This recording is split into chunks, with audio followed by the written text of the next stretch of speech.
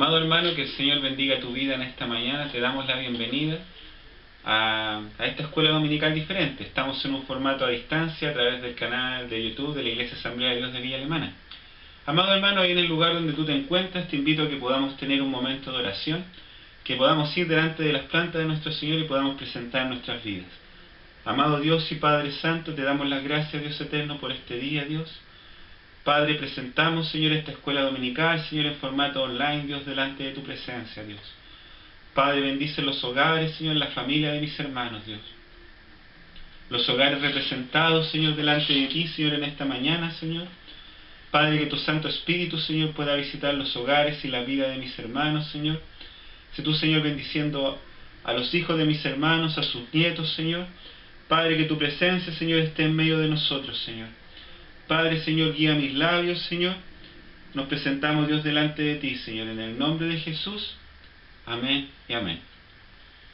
Amado hermano, te quiero comentar que hoy estaremos viendo la lección número 8, la clase número 8, que habla sobre la comprensión neotestamentaria de Jesucristo. El objetivo de esta clase es comprender los títulos de Jesús en el Nuevo Testamento. Los títulos que recibe Jesús en el Nuevo Testamento nos ayudan a comprender de maneras que tenían mucho significado en el mundo antiguo en el que Él vivió. También nos ayuda a comprender lo único que es Él.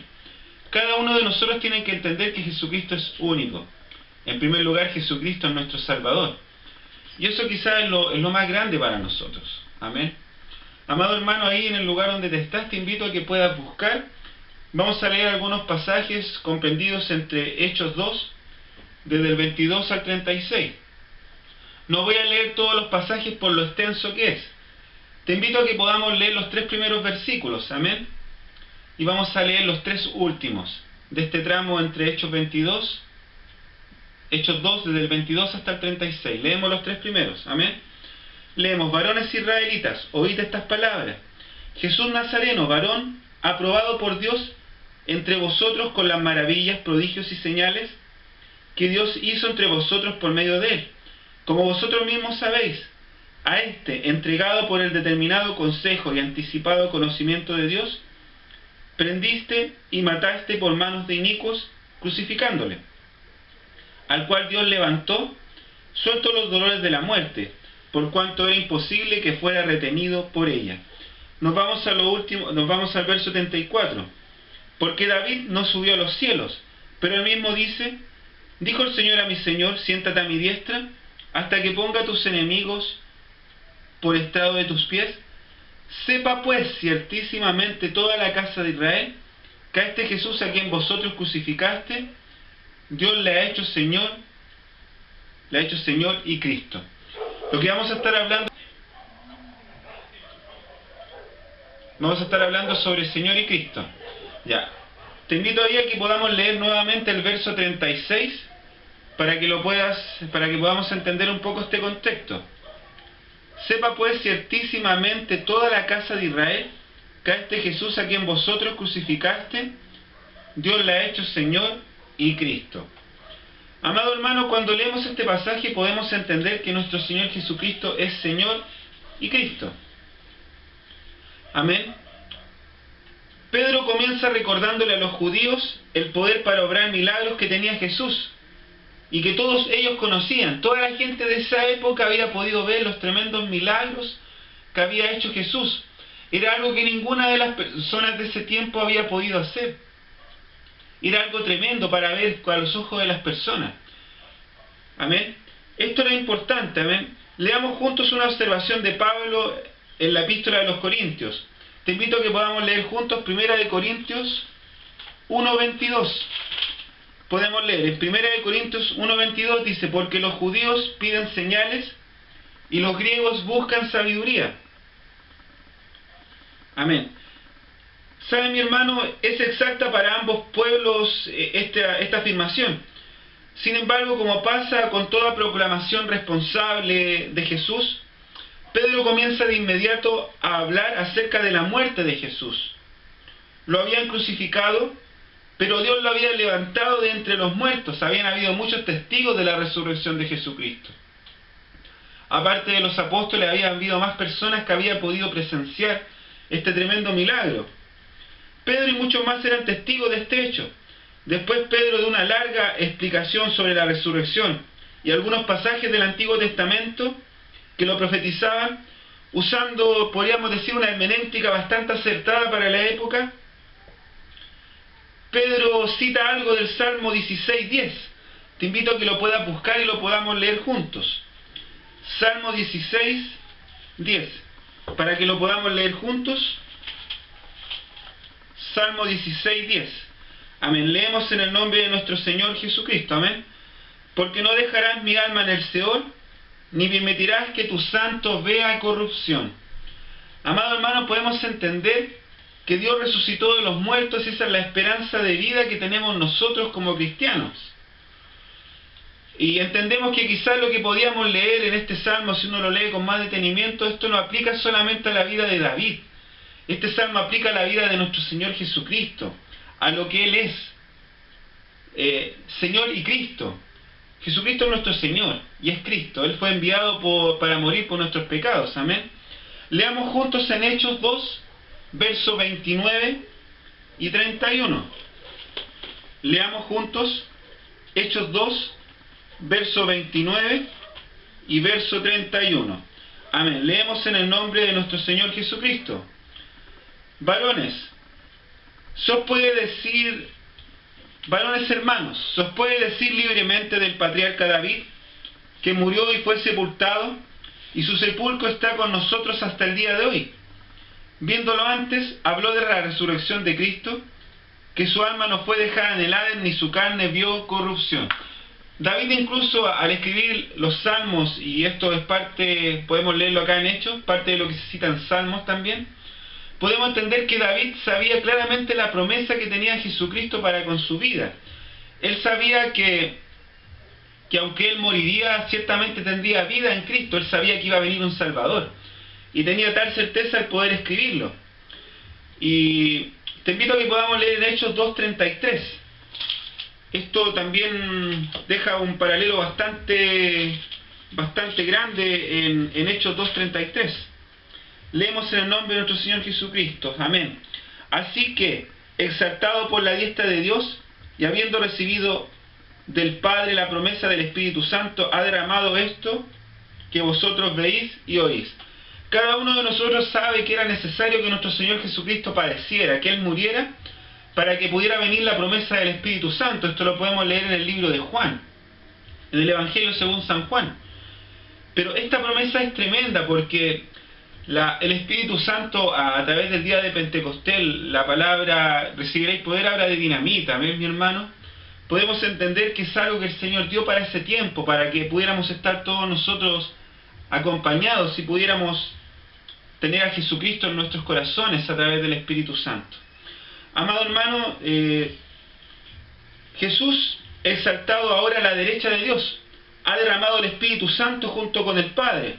Esto explica las lenguas y la proclamación de las cosas buenas de Dios que habían escuchado los judíos de 15 naciones diferentes, reunidos de la dispersión para la fiesta de Pentecostés en Jerusalén. Ciertamente era una señal milagrosa. Podemos entender, era gente de diferentes naciones. Y algo quizá que te invito a que podamos leer en el Salmo 110:1. Jehová dijo a mi Señor, siéntate a mi diestra, porque pongo a tus enemigos por estrado de tus pies. Salmo 110:1. Nuestro Señor Jesucristo tiene todo el poder y toda la autoridad. A pesar de que Él fue entregado en manos de hombres, Él lo hizo porque sabía y entendía la misión que le había entregado el Padre. Y era una misión maravillosa de que todas las generaciones, tanto los gentiles como judíos, pudieran alcanzar salvación a través de su sacrificio, mi hermano. Jehová dijo a mi Señor, siéntate a mi diestra hasta que ponga a tus enemigos por estrado. ¿Sabe, mi hermano? Ni la muerte pudo retener a nuestro Señor Jesucristo. Él murió y resucitó al tercer día. Te invito a que podamos leer en Hechos 2, versos 34 y 35, dice, porque David no subió a los cielos, pero él mismo dice, Señor, dijo, el Señor a mi Señor, siéntate a mi diestra, hasta que ponga a tus enemigos por estrados a tus pies. Entre Salmo y el libro de Hechos hay una diferencia tremenda de años de escritura, pero podemos ver el cumplimiento y el símil de los paralelos al leer ambos versículos. Y nos damos cuenta que la palabra en primer lugar es inspirada por Dios. Y eso también es tremendo, en darnos cuenta del cumplimiento de las promesas de la Escritura. Amén. Lo que acabamos de leer explica satisfactoriamente al Señor Jesucristo, quien estuvo aquí en la tierra, en la carne, y después ascendió a los cielos, donde recibió su posición presente. ¿Cuál es la posición que tiene presente hoy día nuestro Señor Jesucristo? Él intercede por cada uno de nosotros. Él está intercediendo por ti, por mí, por nuestra condición de pecado. ¿Sabes, mi hermano? El pecado en algún momento nos separó del Señor, pero este sacrificio de Jesucristo, Señor y Cristo. Cristo es nuestro Salvador, y podemos entender que a través de esa salvación hemos recibido remisión de pecados, mi hermano. En Hechos 2:36 declara con claridad que debemos creer para poder recibir la salvación del Mesías. Nuestro Señor Jesucristo es el Mesías, mi hermano, el Mesías prometido. Leamos juntos, Hechos 2:36. Dice así, dice, sepa pues ciertísimamente toda la casa de Israel, que a este Jesús a quien vosotros crucificaste, Dios le ha hecho Señor y Cristo. Cuando leemos esto de Señor y Cristo, yo te podría preguntar si Jesús es tu Señor y es tu Cristo. Tenemos que entender acá, notemos la continuidad que se expresa aquí. Este Jesús exaltado es el mismo Jesús que fue crucificado. Las personas de esa época podrían decir, Jesús se podía haber salvado a sí mismo, quizás podía haberse bajado de la cruz. Pero entendemos que Jesús estaba cumpliendo un mandato de parte de su Padre. Y a través de este mandato cada uno de nosotros iba a poder alcanzar esta salvación maravillosa. Y esta salvación tan grande. Los dos títulos de Señor y Cristo son los términos primarios en el sermón de Pedro, en el día de Pentecostés. Aquí los lazos con el ministerio terrenal de Jesús son significativos, porque el Dios Padre haya hecho de Jesús Señor y Cristo, es el sello máximo de aprobación sobre su vida y sobre su ministerio. Entendemos que acá el ministerio del Señor ha sido consumado, ha llegado a lo máximo, porque el Señor reconoce que Jesús es el Señor también. Y el Señor de los milagros, el Señor en las señales y los prodigios que Él hizo y en todas las enseñanzas que Él entregó, hasta alcanzar su muerte y su posterior resurrección. Vamos al segundo punto. Vamos a hablar sobre la figura de nuestro Señor Jesucristo como siervo y profeta. Te invito a que podamos leer en Hechos 3, vamos a leer el verso 12, y vamos a leer algunos pasajes más en este pasaje, amén, en este capítulo, amén. 3:12 dice, viendo esto Pedro respondió al pueblo, varones israelitas, ¿por qué os maravilláis de esto? ¿O por qué no ponéis los ojos en nosotros, como si por nosotros, o como si por nuestro poder o piedad, hubiésemos hecho andar a éste? Aquí el apóstol Pedro se está refiriendo al milagro que ocurrió de la sanidad de un cojo, mi hermano. En el pórtico de Salomón, cuando fue sanado un cojo. Leemos el verso 13 también. El Dios de Abraham, de Isaac y de Jacob, el Dios de nuestros padres, ha glorificado a su Hijo Jesús, a quien vosotros entregasteis y negasteis delante de Pilato, cuando éste había resuelto ponerle en libertad. Mas vosotros negasteis al santo y al justo, y pediste que os diese un homicida, y matasteis al autor de la vida, a quien Dios ha resucitado de los muertos, de lo cual nosotros somos testigos. Y por la fe en su nombre, a este que por vosotros veis y conocéis, le ha confirmado su nombre, y la fe que por él ha dado a este esta completa sanidad en presencia de todos vosotros. Mas ahora, hermanos, sé que por ignorancia lo habéis hecho, como también vuestros gobernantes. Pero Dios ha cumplido así lo que había antes anunciado por la boca de todos sus profetas, que Jesucristo había de padecer. Como te decía, mi hermano, Jesucristo entendía la misión que lo había enviado a cumplir el Padre. Él sabía que Él iba a padecer, y que a él iba a tocar sufrir todo esto, pero lo hizo por amor a ti, por amor a todos nosotros. Tengamos un análisis completo de este pasaje. Bueno, de hecho ahí en el lugar donde tú te estás, yo te invito a que tú puedas leer completamente, porque vamos a tocar algunos pasajes comprendidos entre Hechos 3, desde el 2 hasta el 26. Por lo largo que resultaría hacer la lectura, no lo voy a hacer. Voy a tocar puntualmente algunos pasajes para que podamos entender el contexto en el cual está escrita esta palabra. Amén. Comenzó con el hecho de que Dios había glorificado a su siervo Jesús. Después que los judíos de Jerusalén lo mataran, habían matado a Jesús a pesar de que Él es el autor de la vida. Podríamos pensar que esto puede sonar como algo bastante grave, si lo pensáramos nosotros. Porque Jesús es el autor de la vida y los judíos lo mataron. Y a pesar que era el pueblo escogido por Dios, e incluso el Señor había venido primeramente al pueblo judío. Y ellos, a pesar de todo esto, lo habían asesinado, lo habían matado. Amén. Habían matado a Jesús a pesar de que Él es el autor de la vida. Qué paradoja, ¿no? ¿Cómo se puede matar al autor de la vida? La palabra que leemos en este contexto, si acá en Hechos, podemos entender que la palabra siervo es otro título importante de Jesús. Aquí el contexto exige que el significado de siervo, bueno, para que nos quede más claro un poco, leamos en Hechos 3:18, para que podamos entender el contexto de siervo. Pero Dios ha cumplido así lo que había antes anunciado por la boca de todos sus profetas, que Jesucristo había de padecer. Mi hermano, Jesucristo entendía su misión. A pesar de Él ser Dios, completamente Dios, a Él no le importó entregarse en esa cruz por amor a nosotros. Por amor a nosotros. Observamos que las profecías del Antiguo Testamento reivindican para Jesús el título de Mesías, mi hermano. De manera que para los judíos era muy inesperado. Los judíos esperaban que Cristo pudiese reinar de una manera poderosa, que los librara del lazo de sus opresores. Ellos no esperaban un Jesús que sufriera penalidades, que se entregara en una muerte y en muerte de cruz. Incluso morir en una muerte de cruz en ese tiempo era la muerte más mala, era la muerte dada para los peores criminales de la historia, mi hermano. Pero Jesús decidió morir en aquella cruz por amor a nosotros. Además de esto, Pedro afirma que Jesús regresará, lo cual no ha sido mencionado en el capítulo 2. Entonces, después de su segunda venida, Dios restaurará todo lo que había sido profetizado en el Antiguo Testamento. Observe que no estamos ahora en los tiempos de la restauración de todas las cosas. Este texto pone claramente todo esto en el futuro. Estamos hablando que cuando venga nuestro Señor, mi hermano, Él va a traer un reino perfecto, no como los reinos que podemos ver hoy en día, corrupción, violencia, maldad en la vida de las personas. Pero cuando venga el reino de nuestro Señor Jesucristo, eso va a ser perfecto, mi hermano. Y cada uno de nosotros lo espera, mi hermano, con un anhelo tremendo en el corazón.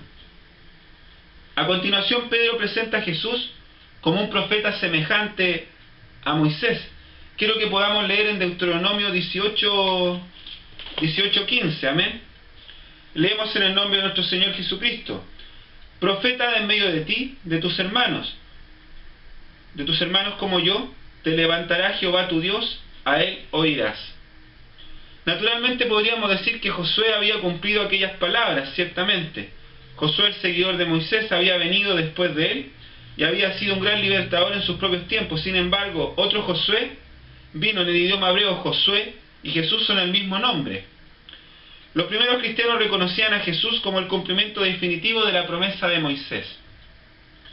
Podemos entender que dentro del pueblo judío, dentro del pueblo hebreo, había quienes avalaban efectivamente la venida de nuestro Señor Jesucristo y reconocían a Jesús como nuestro Señor y Cristo, como el Señor, como el Mesías prometido, amén. Te invito a que podamos leer en Hechos.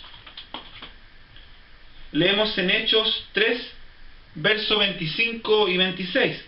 Vosotros sois los hijos de los profetas, y del pacto que Dios hizo con nuestros padres, diciendo a Abraham: en tu simiente serán benditas todas las familias de la tierra. A vosotros primeramente Dios,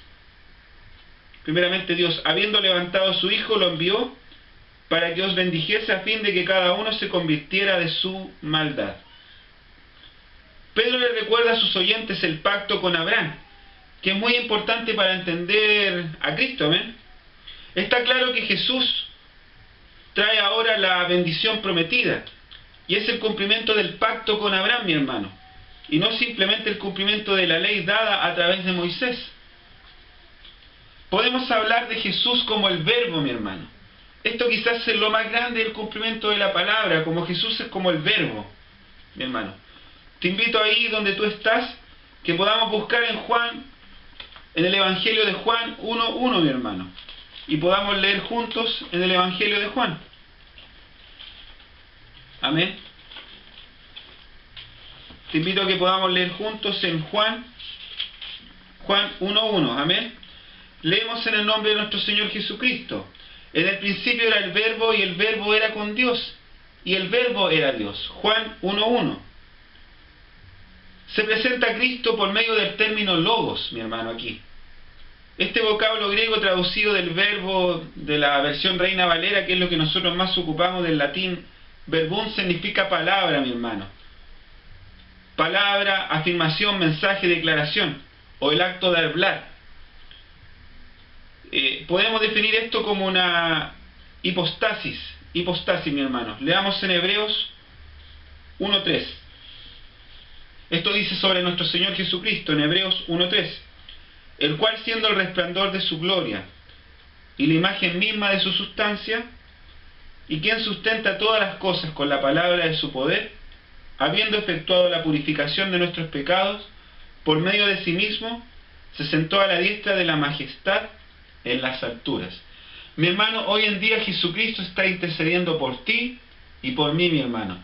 Por nuestra condición de pecado, tenemos un Salvador, hemos recibido al Mesías prometido, a nuestro Señor Jesucristo, mi hermano, y Él está en las alturas, está a la diestra de Dios, intercediendo por nosotros, mi hermano. Una existencia personal y distinta de un ser real y verdadero, como lo podíamos leer en Juan 1:1. Indica las afirmaciones de que el Verbo era con Dios y el Verbo era Dios. Son ambas verdades al mismo tiempo, mi hermano. Estas dos condiciones se cumplían juntas. Esto significa que nunca ha habido una época en que el Verbo no haya existido junto con el Padre, mi hermano. Jesucristo estaba incluso desde la creación, desde el Génesis, cuando podíamos leer, hagamos al hombre, mi hermano. Jesús está desde el comienzo, mi hermano, desde el comienzo de la creación. Leamos en Génesis 1:1. En el principio creó Dios los cielos y la tierra. Incluso desde ese comienzo, porque todas las cosas fueron hechas por Jesús, mi hermano. Leamos en Juan 1:3. Leamos en Juan 1:3. Todas las cosas por Él fueron hechas, y sin Él nada de lo que ha sido hecho fue hecho.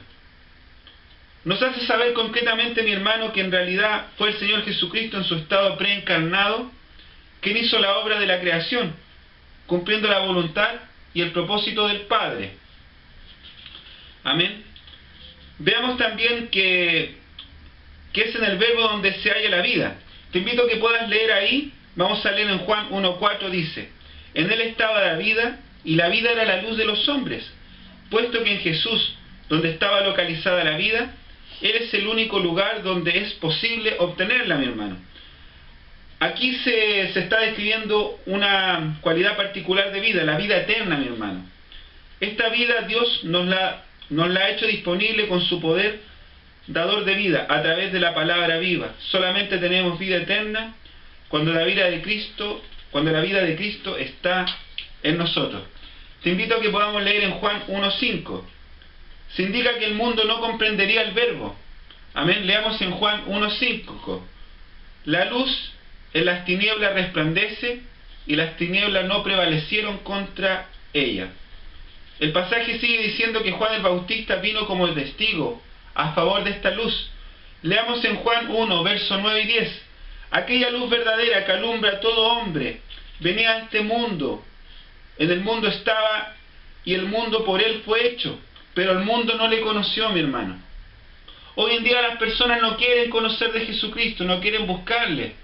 La gente le rehúye a buscar del Evangelio, mi hermano, y es algo tremendo en realidad. Este es un mensaje de salvación tan grande que puede trastornar la vida de las personas, mi hermano.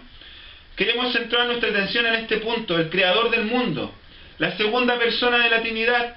Dios Hijo estuvo aquí en el mundo. pero el mundo no lo reconoció. El versículo siguiente dice, algo más concreto, en Juan 1:11 dice, a los suyos vino, y los suyos no le recibieron. Cuando habla de los suyos, habla de a su propio lugar, a la tierra en que él había creado, y los suyos, Israel, su propio pueblo, no le recibieron, mi hermano. Esto es tremendo. El propio pueblo de Israel no había sido capaz de reconocer la misión de nuestro Salvador. Amén.